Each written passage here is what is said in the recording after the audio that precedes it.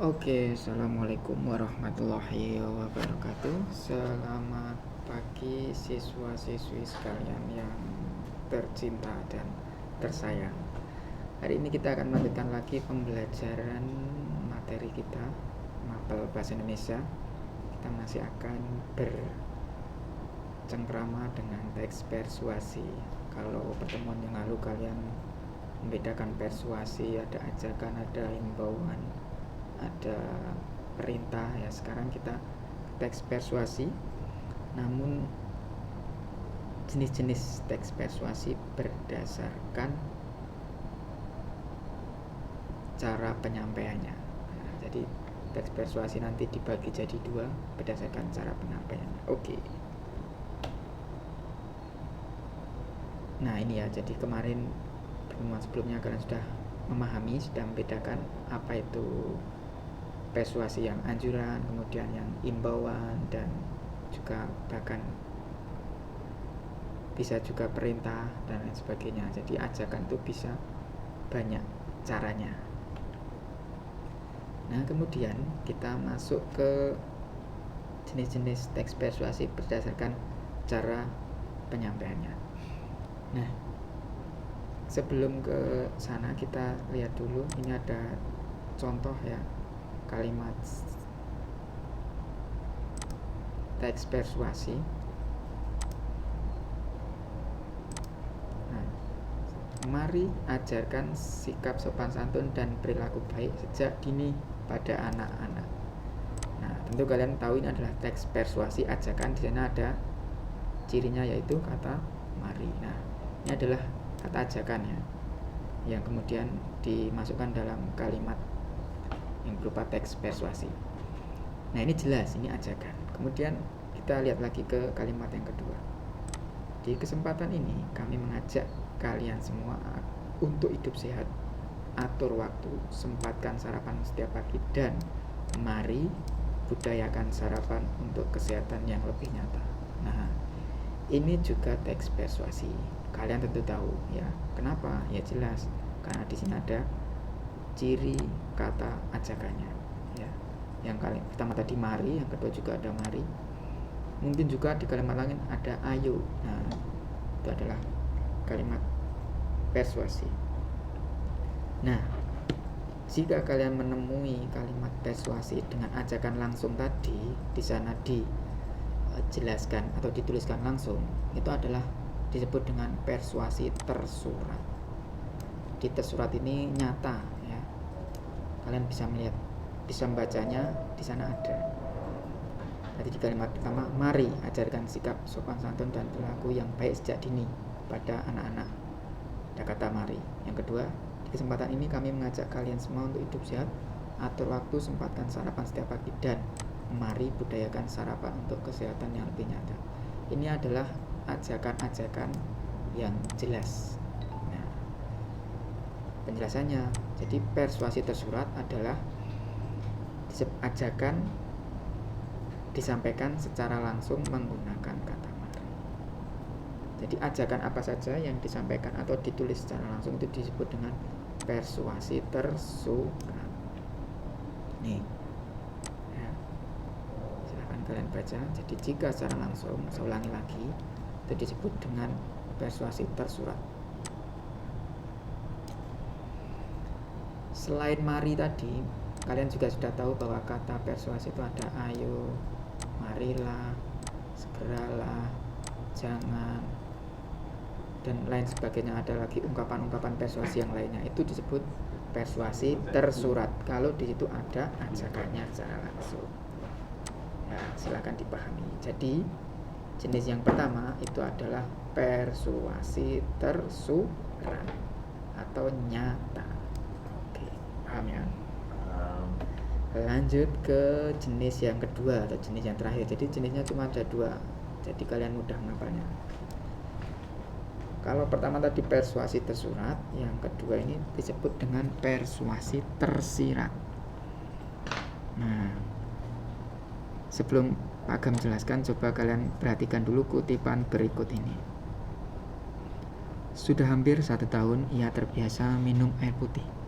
Sekali minum, ia bisa menghabiskan sebotol air berukuran 600 ml. Kalau malam-malam ia terbangun dari tidur, yang dimintai juga air putih. Sejak doyan minum air putih, ia jarang sekali sakit. Mungkin air itu telah mencuci racun tubuhnya. Ia sekarang makin aktif dan suka berenang. Kami berharap ia selalu tumbuh sehat, kata ibunya lagi. Nah, kutipan ini ya, ini disebut dengan persuasi tersirat. Loh, kenapa? Padahal di sana tidak ada kata ajakannya, tidak ada kata ayo, mari, segeralah dan lain sebagainya. Nah, karena di sana ajakannya itu ajakan secara tidak langsung. Ya, ini keterangannya. Pada kutipan teks persuasi tersebut, ungkapan ajakan secara langsung tidak dituliskan. Jadi secara langsung tidak dituliskan. Kalian kalau mencari kata mari, ayo itu tidak ada. Nah, meskipun tidak dituliskan, penulis sebenarnya sedang mempengaruhi pikiran pembaca bahwa betapa pentingnya minum air putih. Nah, jadi penulis itu ngajak kepada pembaca untuk rajin-rajin atau memperbanyak minum air putih demi kesehatan. Tapi ajakan tersebut tidak ditulis secara langsung. Paham ya? Jadi kalau persuasi tersurat tadi ada kata-katanya ditulis langsung. Nah, kalau persuasi tersirat ini tidak. Jadi hanya ditampilkan ilustrasinya. Nah, ini kutipan tersebut termasuk dalam jenis persuasi tersirat. Nah, maaf, ini bukan tersurat, tapi tersirat. Oke. Kita lihat lagi kutipan yang kedua, contoh berikutnya, biar semakin paham. Menurut Hasan Alwi, pemakaian bahasa yang rapi dan dilandasi oleh penalaran yang cermat merupakan syarat mutlak dalam keterampilan berbahasa. Dua hal ini sekaligus akan sangat membantu kemudahan dan kelancaran dalam berkomunikasi. Nah, pada kutipan teks persuasi yang kedua ini, ungkapan ajakan secara langsung juga tidak dituliskan. Sama seperti yang pertama. Meskipun tidak dituliskan, penulis sebenarnya sedang mempengaruhi pikiran pembaca tentang hal-hal yang harus diperhatikan dalam keterampilan berbahasa. Jadi ini ajakan penulis agar ketika berbahasa itu harus menggunakan unsur-unsur yang baik, ya, agar menghasilkan bahasa yang baik juga. Tapi di sana tidak dituliskan persuasi secara langsung. Ya, paham ya? Nah, jika yang seperti ini tidak dituliskan langsung, itu namanya tersirat. Nah, ini salah lagi nih. Ini harusnya tersirat. Oke ya. Gitu. Jadi kesimpulannya, jika ajakan disampaikan secara tidak langsung tanpa menggunakan kata ajakan, disebut sebagai persuasi tersirat. Nah, sekali lagi kalau kalian membaca dan di sana ada ajakan secara tidak langsung, itu disebut dengan persuasi tersirat. Nah, ini adalah harus keterampilan dari pembaca untuk menyimpulkan sendiri maksud ajakan dari penulis. Dimaksudnya apa ini, ngajak untuk apa ya kalau seperti ini. Nah, itu disebut dengan persuasi tersirat. Oke,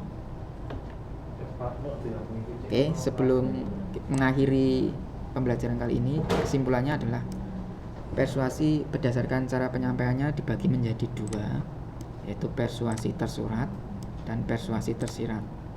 Persuasi tersurat itu ajakan ditulis secara langsung pada teks dengan ciri ada kata ayo, mari, segera, sebaiknya, hendaklah, dan ungkapan ajakan lainnya. Itu tersurat kalau nyata ada di teks. Kalau pembaca harus menyimpulkan sendiri ajakan, tidak ada ajakan yang ditulis oleh penulis secara langsung, itu disebut persuasi tersirat. Nah, pembaca harus menyimpulkan sendiri ajakan yang disampaikan oleh penulis, gitu ya. Hanya ada dua. Nah, jika sudah memahami penjelasan dari Pak Agam tadi, ya silahkan kalian kerjakan tugasnya. Silahkan buka buku paket kalian halaman 18. Sudah dibuka? Ya. Silahkan dibuka. Kemudian kalian tulis di buku tulis, buat tabel seperti ini. Ya, ada 4 kolom. Nah, di sana kan ada itu ya paragraf. Di sana ada paragraf 7 paragraf kalau tidak salah. Nah, di sana Pak Agam beri contoh paragraf pertama ke 1. Itu isi ajakannya apa? Mengajak para pembaca untuk memperingati Hari Sumpah Pemuda. Ini isi ajakannya. Kemudian itu termasuk jenis ajakan apa? Nah, dibaca. Nah, ini karena contoh, nanti silakan ditulis. Di sana jenis ajakan persuasi tidak langsung. Kenapa? Karena Pak Agam tidak menemukan ungkapan ajakan secara langsung. Jadi di sana ungkapannya ditulis secara tersirat. Gitu ya. Silakan kerjakan sampai berapa paragraf itu? 7 atau berapa?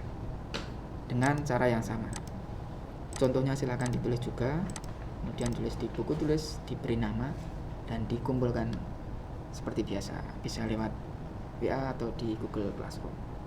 Sekian pembelajaran hari ini. Selamat mengerjakan. Semoga sukses untuk kalian semuanya.